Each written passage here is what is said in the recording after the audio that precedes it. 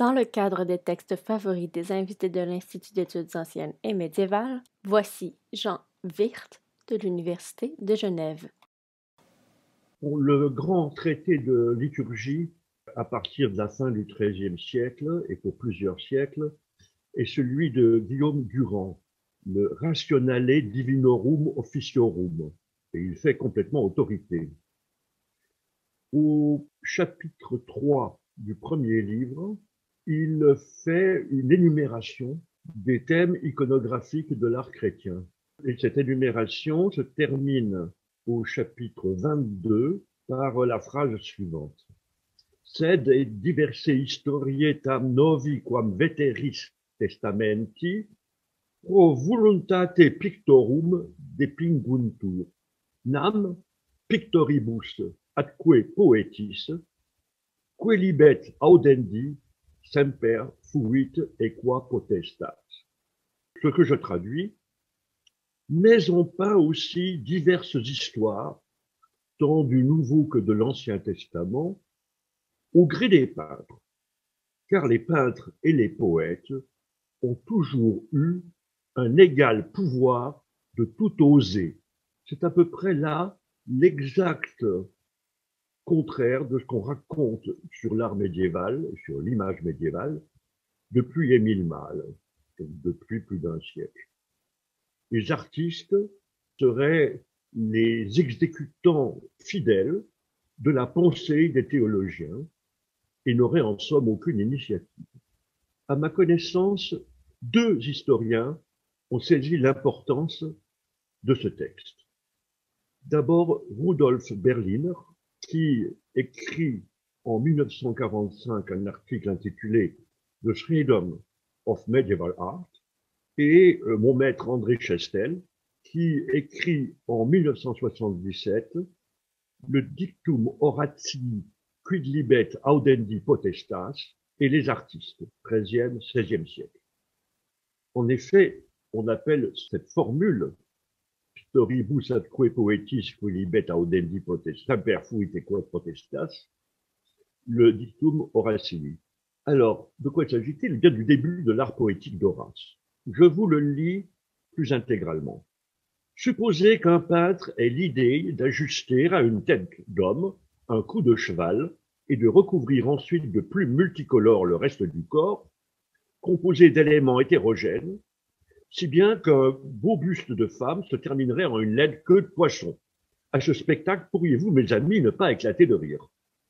Croyez-moi, cher Pison, un tel tableau donnera tout à fait l'image d'un livre dans lequel sera représenté, semblable à des rêves de malades, des figures sans réalité, où les pieds ne s'accorderaient pas avec la tête, où il n'y aurait pas d'unité. Mais, direz-vous, peintres et poètes ont toujours eu le droit de tout oser. Je le sais, c'est un droit que nous réclamons pour nous et accordons aux autres. Il ne va pas pourtant jusqu'à permettre l'alliance de la douceur et de la brutalité, l'association des serpents et des oiseaux, des tigres et des moutons.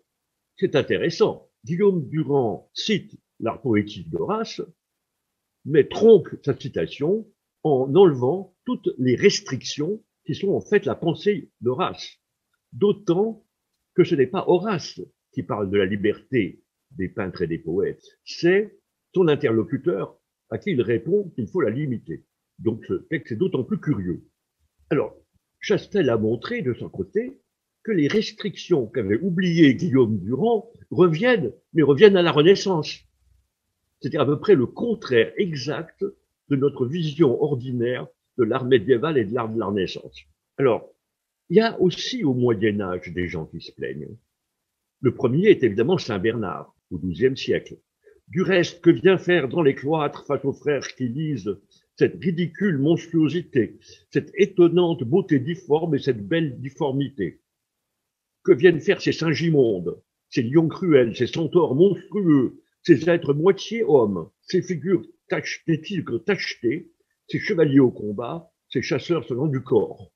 75 ans après, l'auteur anonyme du Pictor in Carmine reprend en effet à peu près les mêmes discours.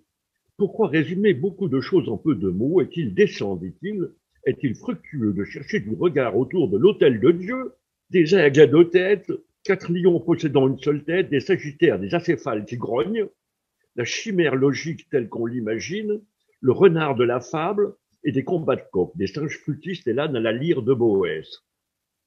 Mais ces fantaisies illusoires ont été progressivement introduites par la néfaste présomption des peintres que le sérieux ecclésiastique n'aurait jamais dû accepter en tous ces lieux aussi longtemps.